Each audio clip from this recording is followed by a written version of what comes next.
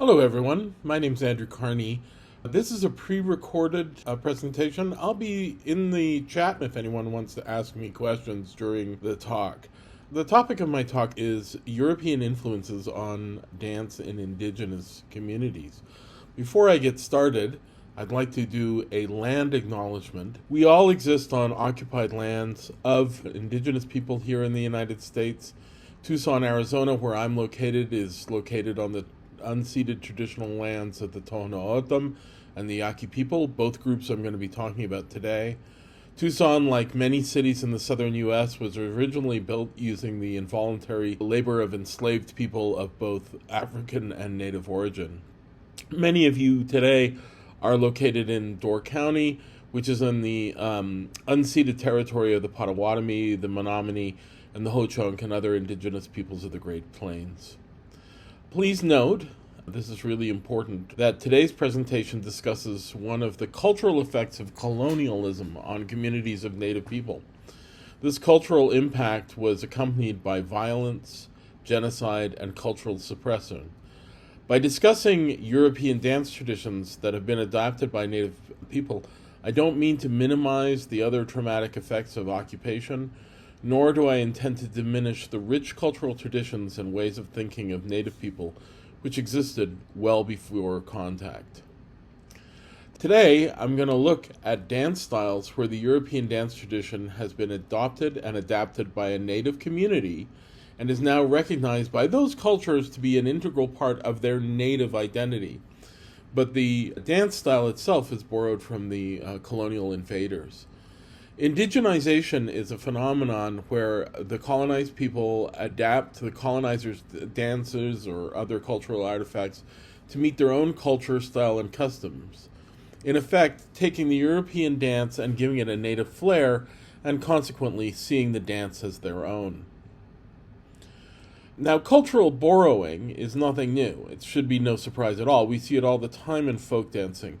Simple contact can be in effect here. So, for example, we think about a prototypical Romanian dance called the Sârba. It's meant to be based on the way Serbian dances are done. The Schottish is a Central European interpretation of what Scottish people do. Polkas are found throughout Europe, not just Bohemia. They're all borrowed. Mazurkas are found in many countries bordering on Poland. French court-style dances have been found throughout most of Western Europe. We also have cases where immigration has created a melting pot of dance traditions. So, for example, Israeli immigrants from around the world, there are different dance traditions, Mizrahi, Ashkenazi, Klezmer, Yemenite, have all sort of solidified into what we know as Israeli dancing. Of course, there's also cases of conflict and conquest, and that's part of what I'm going to talk about today. So, for example, we have the Ottoman Turkish influences on the cultures of the Balkans. Their music, their meters, even the dance styles are very much influenced by Ottoman Turkish styles.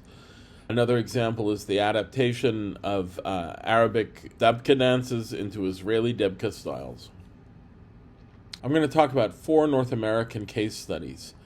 The first of these is Red River Jigging, which is done by the Métis people of Saskatchewan and Manitoba. The Kwadril, which is done among mixed Indigenous and formerly enslaved African populations in the French Caribbean. I'm going to talk about Matachine dancing of the Yaqui people of Arizona and Mexico.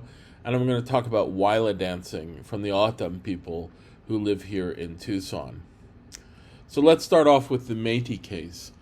They are descendants of European men, typically fur traders, and Native women in the 18th and 19th century. The men were Scottish, English, and French Canadian. The women were Ojibwe, Cree, Nipissing, and other Plains Indian backgrounds. And today they live in Manitoba, Saskatchewan, and Alberta, but they originated in the Red River settlement, which is modern Winnipeg. It's one of Canada's 3 constitutionally recognized First Nations groups. It's considered a distinct Indigenous group that emerged through the process of ethnogenesis, which is the creation of an ethnic group through contact. I'm going to talk about the different influences on this dance styling. First of all, we have French Canadian clogging, which came with the fur traders. First of all, it itself is an adaptation of Irish and Scottish step dancing or clogging. You'll notice that the footwork in this kind of dancing is relatively low to the ground and smooth, even though they're making a lot of noise. And I also want you to notice the integration of set dance figures and couple dance figures into the sequence. These dancers start off with a bunch of figures that many of you will recognize from contra dancing, and then they break into clogging.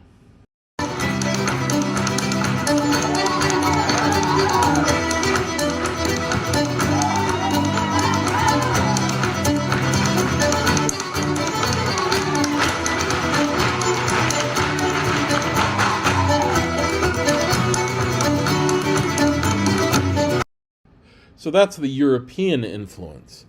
We also have in Métis dancing an influence from powwow dancing. Plains powwow dancing used to be only done in the Plains tribes, but is now a cultural touchstone for Native people across the country. A couple of things to observe here. First of all, notice the decoration on the costumes. There's lots of fringes. You'll see that here at the bottom. Finally, and most importantly, I want you to notice the high knee lifts and the bending of the body at the waist in this dancer's dancing. And you're going to look for that in the Métis clogging. So just watch his body positions.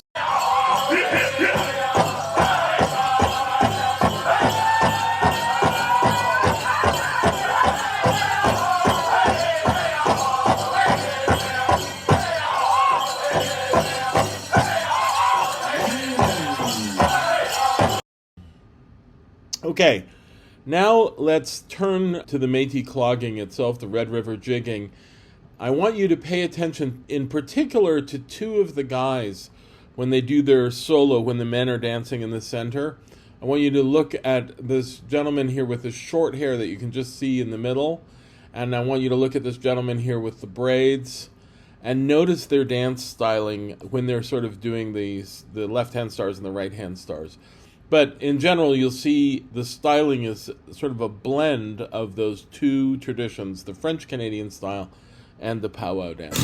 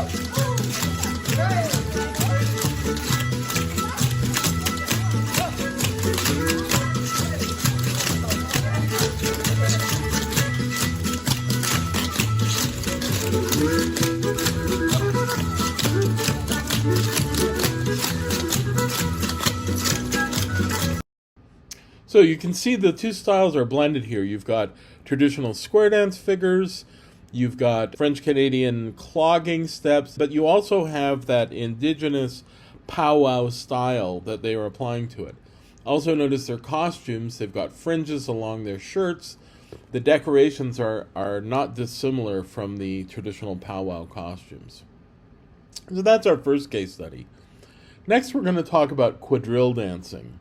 Quadrilles are done in the French Caribbean, Martinique, Haiti, the French Antilles. So first of all, a little bit of history about these people. There was, in fact, a pre-contact indigenous people. They were sometimes called the Taino. They were sometimes called the Carib, which gave the name Caribbean. They were all Arawakan-speaking people. Today, there are some people who identify as Neo-Taino, but in reality, the group as sort of a distinct cultural organization is gone. This was the result of genocide and disease and forced assimilation, largely into the large community of African slaves that were brought by the French to these islands to use as labor in sugar plantations. The enslaved African population mostly came from West Africa, but they were heterogeneous. There wasn't just one group. They spoke lots of different languages and had lots of different tribal affiliations and cultural traditions. The descendants of these enslaved African and native people are now considered to be the indigenous population of these islands, even though many of them were forcibly brought to the islands. Now, since there was no dominant indigenous or African culture on the plantations, it was a mix of different cultures, it's not entirely surprising that an adaptation of the cultures of the colonizers, the dominant Europeans, was able to take root among these enslaved populations. This was particularly true in places like Martinique, Haiti, and Guadeloupe. Quadrille dancing takes figures from quadrilles, French court dancing. Presumably these were just borrowed straight up from the European slave owners. The dances are called just like in a square dance, but they're called in French, and you'll see that in the video I'm going to show you. The women's costumes are kind of interesting. They have the slight feel of costumes of the gentry from the 17th and 18th century, but they're supplemented. So the women, for example, wear turbans. They're much more brightly colored and patterned than you might have found in traditional costumes from the 17th and 18th century. The men's costumes are often sort of peasant costumes, culottes, neckerchiefs, straw hats. That's not true in the video we're about to look at, but that is very common. Now, the music, by contrast, is clearly Caribbean in instrumentation. You've got marimbas, you've got heavy percussion. You'll also notice difference in the style. The styling is actually quite African. And by that, I mean you'll notice there's a lot of hip movement. The dancers rarely touch each other except for during a swing, and they're swinging their hips around in ways that you wouldn't have found in the original European context.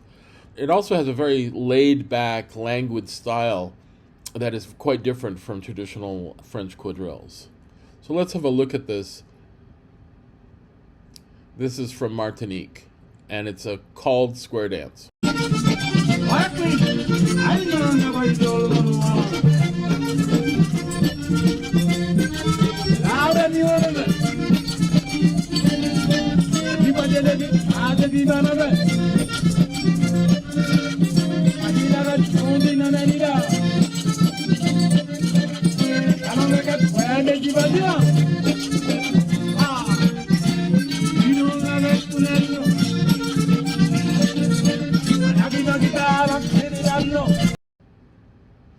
So you see there something that is very much a European tradition, but has been completely shaped by the people who actually do it. Our third example today comes from the Pascua Yaqui tribe who live in Tucson, Arizona. The Pascua Yaquis are also called the Yoeme and the Yaqui. Their traditional homeland is actually south of here in Sonora, in Mexico. But historically, they traded a lot with communities here in Arizona, California, and Texas, and they made permanent settlements here. There is a reservation right here in town of the Yaqui people. The Arizona tribe received their name, the Pascua Yaqui, where Pascua means Easter in Spanish, because they have a very famous ceremony, which is a dance drama that reenacts the events surrounding the crucifixion and resurrection of Christ, placed in the context of their own indigenous traditions, myths, and ceremonies. This is part of a family of dances that you find throughout Mexico and Central America, which are dance dramas, where they reconstruct historical events using actors who sort of dance their way through the story. There are several of these stories. There's ones about the Moors in Spain. There's one about the conquest of Mexico. This one is about the crucifixion. Now, part of this ceremony involves a group called the Matachines. At the very end of the 40-day ceremony, after the soldiers, the capayecas, defeat the Phariseos, the Pharisees, in the drama, which is a representation of good conquering evil, then they take all the masks they've been wearing and they burn them to indicate that the ceremony is over. And at that point, a group called the Matachines Society come out and they perform during the celebrations that follow. The Matachine dancers are borrowed from Spain. You find Matachine dancers in Spain. And there are some people who hypothesize that they're linked in tradition to Morris dancers or Moresca dances in England, Italy, and France. They are thought to represent the Moors in these dance dramas, portraying the expulsion of the Moors from the Iberian Peninsula. They wear very specific hats, they shake rattles, and they do various figures that looks a little bit like Morris dancing. They also show indigenous qualities. So they show evidence of deer dancer traditions. The deer dancers is a very old dance style among the Yaqui, where they are trying to encourage the deer to sacrifice itself to the hunters for the good of the tribe. They wear masks that look like deer. They have bells, which are actually shells, on their ankles, and they shake rattles. And you will see that in the Matachine dancing, in addition to sort of European-sounding music and European-style dances. You'll also notice that some of the dancers are cross-dressed, which is actually found in Morris traditions and other related traditions. There's often one person who is cross-dressed, and they play a special sort of trickster role in the dance.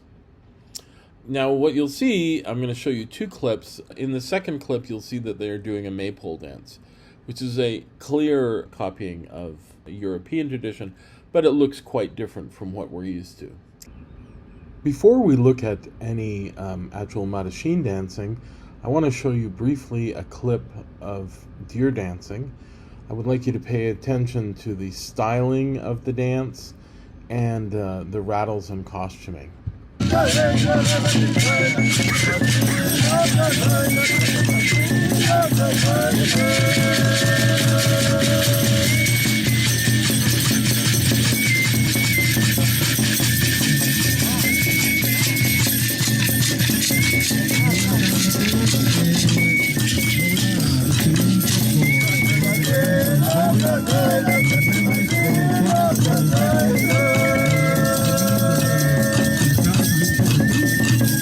So here, first of all, is sort of almost a set dance of the Matachine Society taken in Potam, Sonora.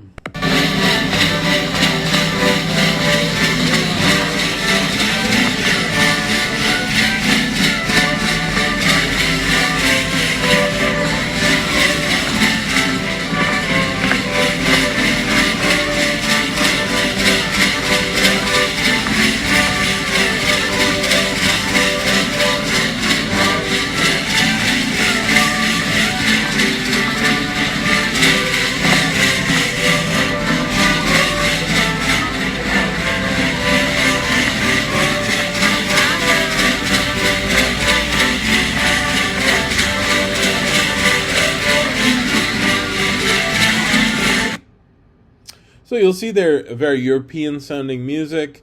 The footwork you could see in a European folk dance quite easily, but the rattles and the masks are much more similar to the deer dance style. I'm going to show you another video here, but I have to say something about it.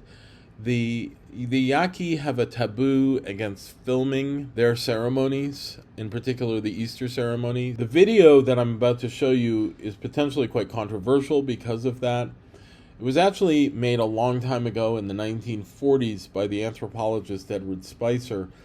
There's sort of good reason to think that it wasn't actually filmed at the ceremony, that he had it reconstructed precisely because of these taboos.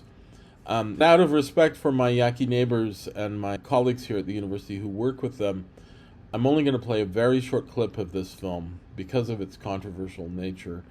And a couple of critical things about it. I'm only showing you a portion of the event that happens after the official ceremony is over, and filming the Matachine dancers outside of religious contexts is generally considered okay.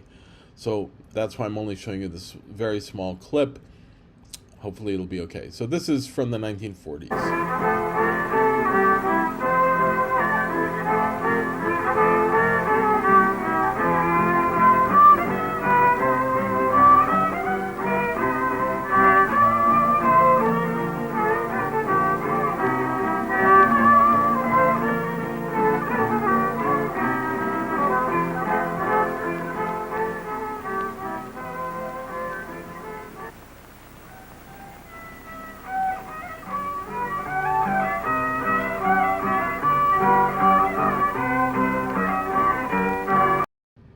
So there you have it, a maypole dance that's part of native tradition here in Arizona. Our final case is the case of Tohono O'odham Waila dancing. The O'odham are the people that were previously known as the Papago or the Pima. The Papago are the Tohono O'odham who live here in Tucson, and the Pima are now known as the Akmiel O'odham who live up around Phoenix. The traditional lands are right where Tucson and Phoenix are located, all the way down into Mexico. They were an agricultural people since ancient times. They own the second largest reservation in the United States. It's second only to the Navajos. They are an Uto-Aztecan people, and actually their language is quite closely related to the Yaquis, who we just were talking about. They have been colonized for a very long time. The first missionaries arrived here in 1692 with Father Kino, and they built a string of mission churches, including up here in the top right-hand corner, you can see San Javier del Vac, which is the mission church that's just outside of Tucson. Their culture is heavily influenced by Mexican, particularly norteño music, Spanish music, and even German music. So you'll hear that in the music of the dances we're going to look at. They have a particular dance style which is called Waila dancing. And Waila comes from the Spanish bailar, to dance. The music was traditionally played on fiddles, and when it was played on fiddles, it was called chicken scratch. Now it's played on accordions, brass, and electric instruments, but there are distinctions between it and the Mexican music that's nearby, particularly distinct tuning and rhythm. The dancing is done in ballroom position, just like European dances, but there are some differences. One is it's always done quite low to the ground. This is because they're trying to avoid kicking up the dust in the desert. They're dancing on dirt. And here in Arizona, there is a fungus that lives in the dirt called valley fever, and you want to avoid that, and kicking up the dirt will cause those spores to get into your lungs. So, and the other thing is that their style is very gentle. It's very sort of quiet. And that's probably at least partly due to the fact that it's so hot here. So, for example, right now as I'm recording it, it's 115 degrees. There are 6 main European-style dances. There are also traditional ceremonial dances, which I'm not going to talk about here. But the European-style dances include the Sârba, which is essentially a running 3-count polka.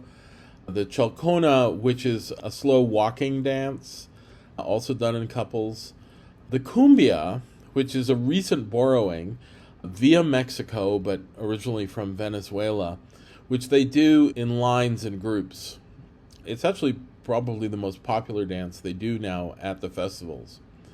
There's a dance called Waila, which is a 4-count running dance. Essentially, you just get in ballroom position and the man runs forward and the woman runs backwards. There's a chote, that name comes from the Schottisches, and it's a 4-count 2-step.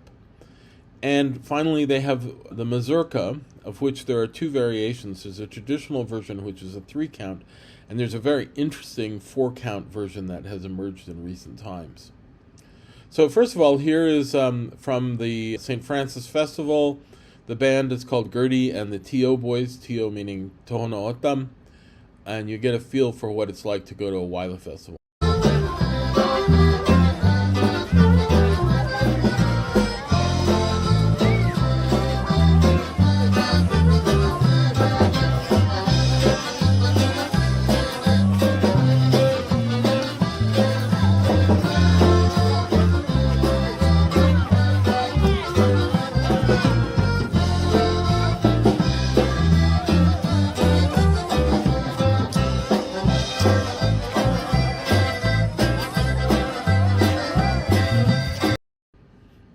They were doing the dance called chote there.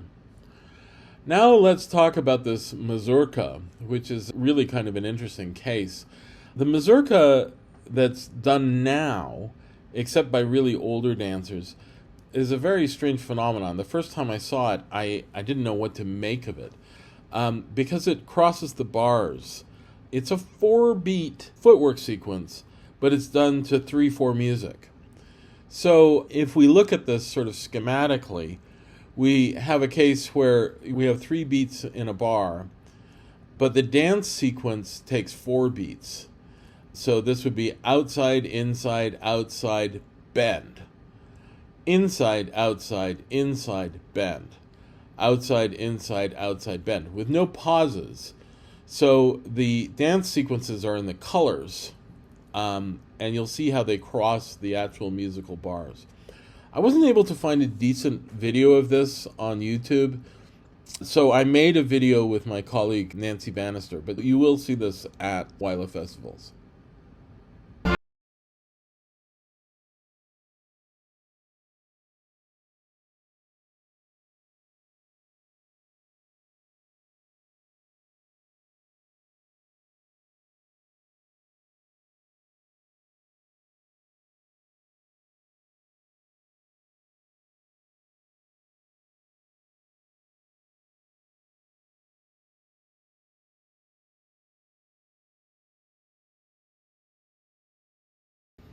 Isn't that an interesting pattern? Something I've never seen before, this 4 against 3 pattern.